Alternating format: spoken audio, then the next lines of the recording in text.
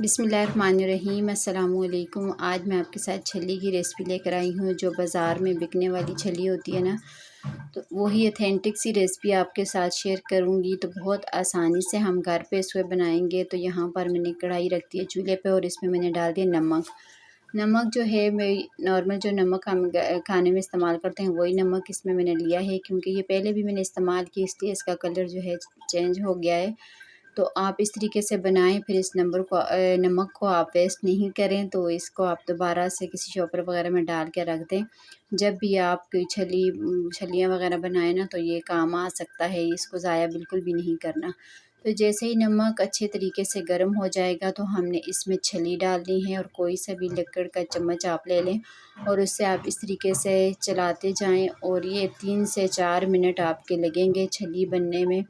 तो साथ आप 2-3 और छलियाँ भी डाल दें। तो यहाँ पर ये जो बाज़ार में पठान बेच रहे होते हैं ना, तो वही वाली छली हम बना रहे हैं। तो बहुत ही ज़बरदस्त तरीके से हमने बनानी है। तो ये देखें, इसी तरह से मैंने बीच में और 2 और डाल दी थी और इसी तरह चलाते चलाते मुझे 2 से 3 मिनट हो गए हैं। तो यहाँ पर माशाल्लाह से बहुत ज़बरदस्त सा कलर छलियों पे आ गया है। बहुत ही आसान सा तरीका है। आप इस तरीके से, वैसे तो बाज़ार से छलियाँ मिलती हैं, वहाँ से लाकर आप इस तरीके से घर में बनाकर ख़ुद अपने बच्चों को दें। बच्चों की तो बहुत ज़्यादा फेवरेट होती हैं, मेरे बच्चों को तो बहुत अच्छी लगती हैं। तो इसलिए हम लोगों ने जब लाई हैं तो मैंने उनको घर में बना के दी, बहुत मज़े की बनी थी।